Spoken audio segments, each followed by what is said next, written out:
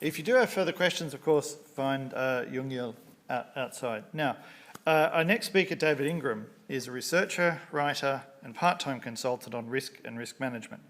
Prior to retirement from full-time employment at the end of 2020, he led Willis Re's ERM advisory group for 12 years. Dave was previously in the insurance ratings group of S&P, where he led their initiative to incorporate ERM into insurance ratings. And Dave's also held executive and actuarial positions within insurance companies. Dave is a frequent writer and speaker on ERM. 4 times he's won the award for Best Practical Paper at the annual ERM Symposium. He served as the chair of the IAA Enterprise and Financial Risk Committee and led the development of the first ERM-related professional standards of practice for actuaries in the US and globally. Please join me in welcoming David.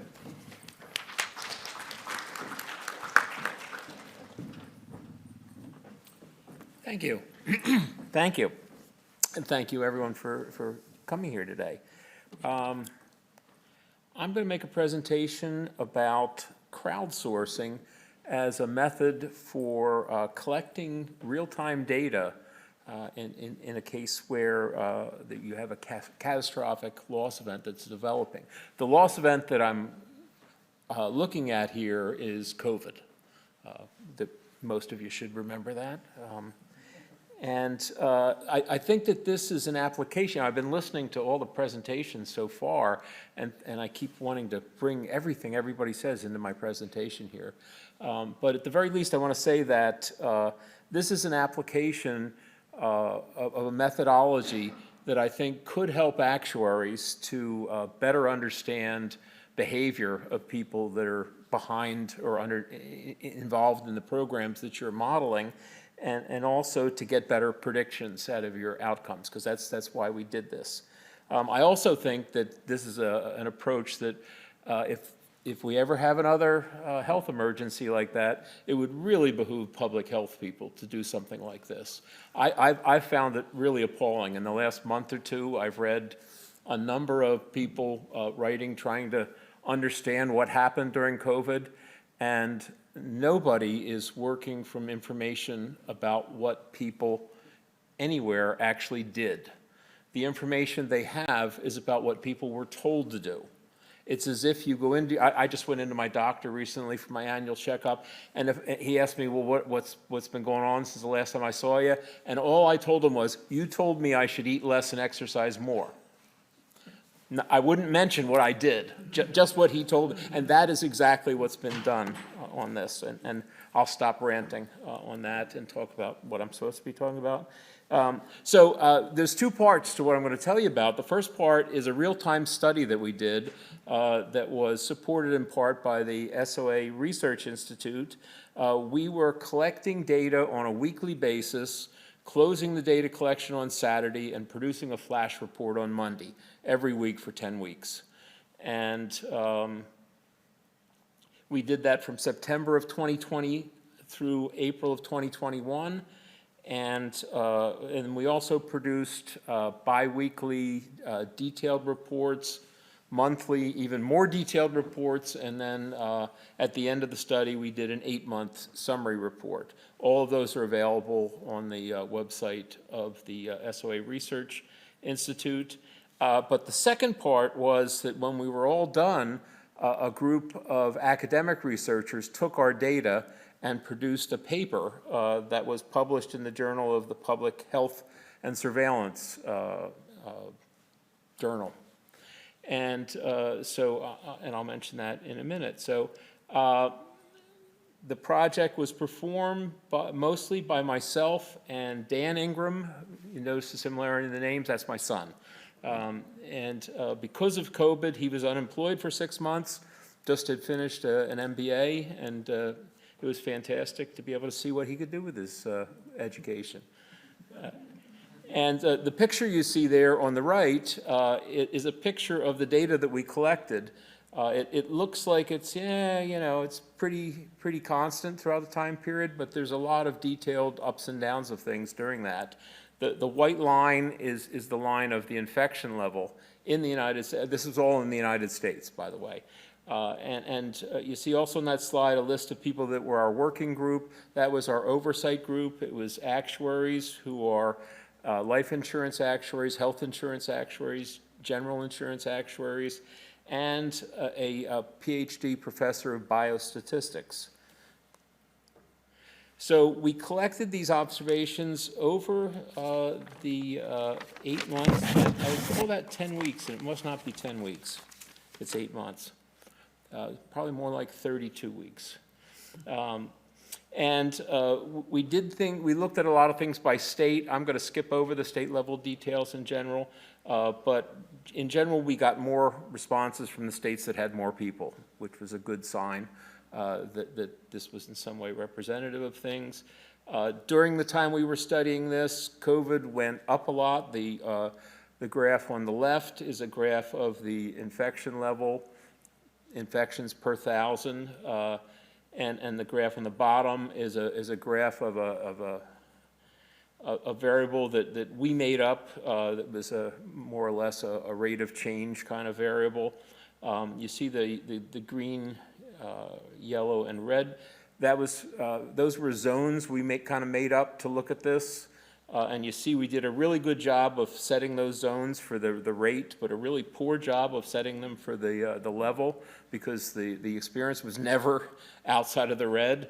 I stand by what we did on that. If you did this for other countries that didn't fare as poorly as the US did, they were in the yellow and the green a lot of the time. So, and in fact, here's some statistics that I just added to these slides just 2 weeks ago.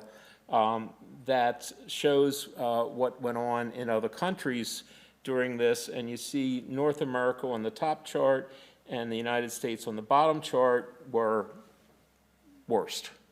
So I'm not trying to lecture you at all here on finding out what you should do by looking at the US experience, but more what you should avoid doing. Because we had a lot of experience with what you should avoid doing. What we did to collect this data was we asked 21 questions each week, and you saw the numbers of responses we got. So these are the 21 questions. Those are monthly averages of the response. What we asked people, and we spent 2 or 3 months getting together what the questions were going to be and how we asked them, and I had a really great bunch of mostly friends, volunteers who tried answering these and helped us perfect our approach here. And what we wound up asking people was not, what are you doing, but what do you see other folks doing in your community? And we changed the exact wording of that to be, what do you see in your community? Because initially people objected to us asking for them to make conclusions about some broad area that they were unaware of. A lot of this was done during times when there was a lockdown in place. People weren't getting out and around very much, so we had to ask questions that people felt like they could answer. And we found 21 different things. We had as many as 30 at one period of time, but we cut that down because a lot of people were skipping answering a lot of the other ones that we had, that they just didn't know the answers to them. And just to show you a little bit more detail, I picked 4 of those 21 here. And you see during the period we studied it, one of the questions was, are restaurants having reduced seating in your area? And the compliance with that went down every single month throughout that, on average, for all of our responses. On the other hand, wearing a mask in public, that went up and down. Quarantining people with positive tests went down steadily. And maintaining social distance up and down, with a big blip there in March. And I'm sure I knew at the time why that was, but I don't remember anymore exactly what happened in March that year. We also looked at some state level things. I'm going to skip this for now because it takes up a lot of time to go through it. But there was a lot of variety in what you saw in the states. What we concluded, though, the reason we wanted to do this was because I was trying to build a model of a forward-looking model of the pandemic's progress, and kept finding that every time I got new data, I had to completely recalibrate the model. The parameters were just completely unstable, and the parameters, the way an epidemiological model is built, is you back into parameters by looking at the actual results, and the parameters usually represent things like the things we're asking people about that are usually things you don't have very good data on, which is things that relate to how likely is it that there will be a person-to-person contact that could result in a transmission of the disease. And then the second parameter is how likely is it, if you've had that contact, that there actually is a transmission of the disease. And each of these 21 things are things that we thought would have an effect on one or the other of those two parameters. What we studied at one point in time during the course of the study was what was the correlations between these mitigations and the infection levels. And you see there an interesting looking graph. Some of the 21 items that we studied, and we looked 1 week ahead here. You know, if you got these answers 1 week, what was the infection level the next week? What was the correlation between that? And we found that there was a little bit more than half of the 21, there was a negative correlation. That's what you'd want. These are things that supposedly all reduced infection levels or transmissions. And but you also had about 40% of those 21 had a positive correlation. And this study doesn't tell us why that was a positive correlation, but if you look at them, some of the ones you might think, well, maybe these are things where people's reactions were after the fact. And the one that sort of triggered that kind of thinking to me was the closing of universities. That my impression from what I knew of universities near where I was that the universities tried to stay open for as long as they could and closed when they absolutely had to, because the number of cases that they were having exceeded their tolerance. And so that's my guess as to what's going on with the positives and negatives. The interesting thing on which of the mitigations show up as having the most, the strongest negative correlations, the one that was the most contentious in the United States was mask wearing. People hated wearing masks, hated being told they had to wear masks. And at least so far as our findings here, that was only moderately effective in correlation to the spread of the pandemic. This graph is another one I just threw in just 2 weeks ago. Was just taking the average compliance. We had asked people, again, what percentage of people in your community do you see doing these things? And so the average compliance there at the top of the chart, it's 83% over the entire study period. And that was for, the words are so small here, special protection in hospitals. So that was something that was well known, anybody that had that experience. And visitors in nursing homes was the second highest compliance thing. And then you had things where the compliance was half as much or less, such as staying at home, the total lockdown idea. So the other thing we looked at was, well, does this really make a difference? And here I created this graph, which I took the state level data and took the compliance levels for the items that had the highest negative correlations and said, if you rank the states by compliance with just those mitigations, what did you see when you added up the infections in the top 5 states and the bottom 5 states? And here is the graph I got. It says there it's adjusted for underreporting. There was a study done by the CDC periodically where they studied the incidence of COVID infections from data from blood tests. They collected data from laboratories that did blood tests and did a study and showed in some states the the rate of COVID infections from those blood tests was very close to the reported infection rates. In other states, it was very different, usually a lot higher than the reported level. So including adjusting for that, you got this kind of difference in that. So it was showing that it was really effective. So in conclusion, I'm going to ignore those conclusions. Crowdsourcing seemed to really work. It gave valuable data. I think it could work for other things that we're more concerned about for more traditional actuarial situations. This was not a traditional actuarial situation. It took me a lot of time and effort to convince the SOA to eventually provide funding for this, because everybody that I talked to said, well, why are we doing this? And we were doing it because nobody else was. And fundamentally, I think that you got to recognize here, what we showed was that it was important to know what people were actually doing, instead of using some assumption as to what they were doing based on what they were told to do or what you thought they were going to do. And you could think of that as something that you ought to be challenging yourself on every time you have something going on. So other applications of this, there we go.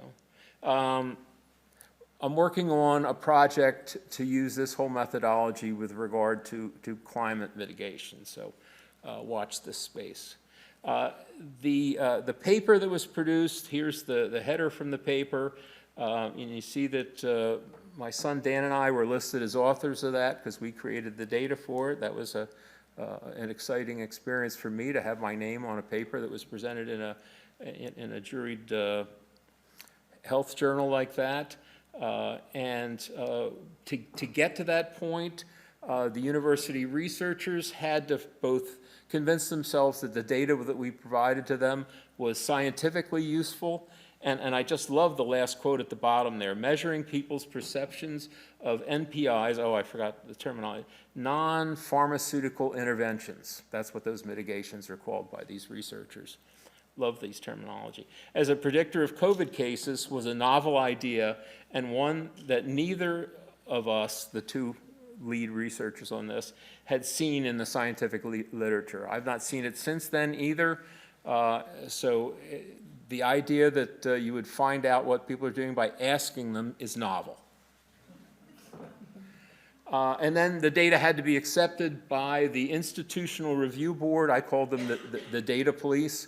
And the questions they had was the data ethically gathered? And then also, were you going to make the data available? So that the data that we collected is available. It's out on some GitHub site or something like that, and so that other researchers can look at it. This is just a picture I love, just because I didn't make this picture. We used three different sources for the data. One of them was the blue line there, which was people that we asked to do this who agreed to do it. That was a huge amount of work to continually ask people to do this. Then the other two lines were data that we bought from surveying groups. The first was SurveyMonkey, and the reason I stopped buying data from them, you can see the way the green line went down. I don't know why, but I kept paying them and they started not giving me data. So I stopped paying them and I went to somebody else, and so that's the other line there. This is going to be really tough for you. So jumping to the end, since I'm running out of time, what they found, they looked 1, 2, 3, and 4 weeks ahead, and the way they did it was they took a model that they had already, like the model I said that didn't work for me. They had a model like that that worked a little bit for them, and they tried adding in the findings from this research to that, and did that improve the predictions, and I believe if I'm reading this right, the graph here is if the dot is above 50%, then they've improved the prediction, and if it's below 50%, they didn't improve the prediction. And there's 22 dots there. The 22nd one is an aggregate, if they used all the data aggregated. And so you see there, for 1 week ahead as a little bit of improvement, 2 weeks ahead, fantastic results, for many of the 21 variables. And 3 weeks ahead, it's pluses and minuses, and 4 weeks ahead, not so much. So it dwindled over time. You'd expect that. But the fact that 2 weeks ahead was the good part there was really really interesting result. We hadn't looked at 2 weeks ahead because we were drowning in work. So their conclusions was that this did correlate to their conclusions, and our conclusions were that the data did correlate, and that the models reveal that the public perceptions were accurate enough to help with this, and that these might be valuable. Thank you.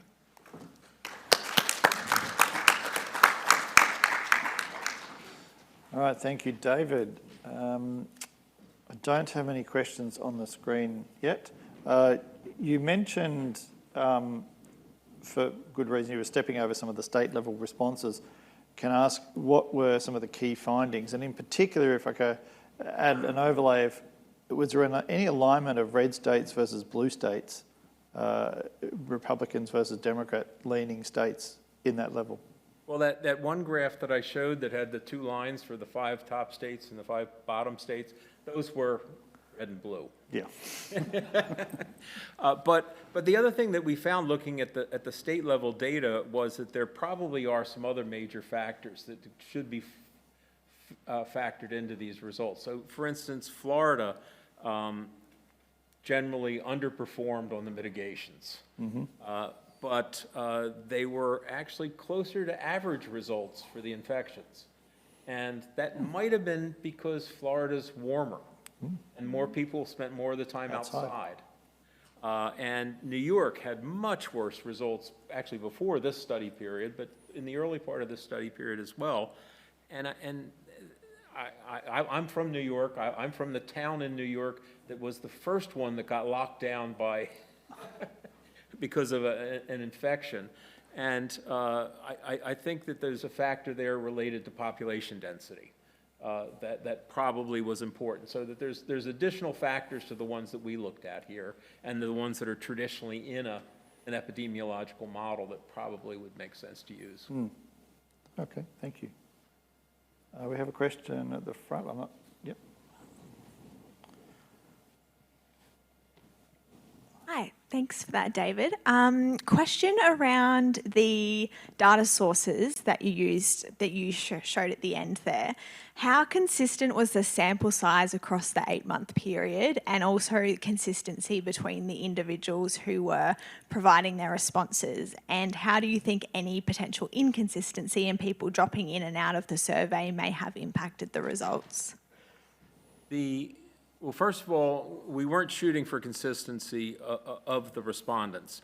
Of those 3 sources, the one group that was the invited participants, there was a lot of consistency there. There was a group within that group that did it every week the whole time almost. And we did look at their results just to see how that compared with other people. And the people dropping in and out seemed to be consistent with the people that were in there all along. The other 2 sources where we were buying results, we were not able to obtain any information at all, other than what state were they in. And we asked also questions, were you in a suburb, an urban area, a rural area, things like that. So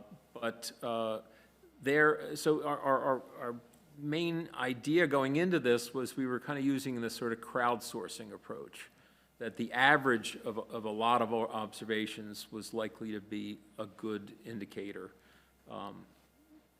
And we hope to be able to get enough observation. You saw the thing I pointed out of the one source dwindling off, and there I was trying to get a very similar number of total observations every week, and was able to get that most weeks, other than the 1 or 2 weeks in there. And at the very beginning of the study, when my funding was irregular, it was, I was actually tapping the working group for funds to to buy data. Any other questions from the floor? Okay. The last question from me, David, it seems one of the fundamental foundations of what you've actually got here is the anonymity of people who are contributing to the study may actually tap into, well, let's call it truth. As you said, you know, when you're standing in front of your doctor, you may not answer the real truth.